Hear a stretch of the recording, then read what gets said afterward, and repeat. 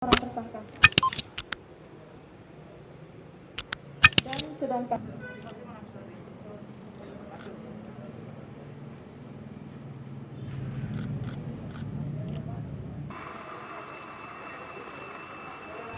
Sudarlun sebanyak 1.027 gram sabu-sabu hasil penindakan kasus narkotika Satres Narkoba Polres Langsa dimusnahkan.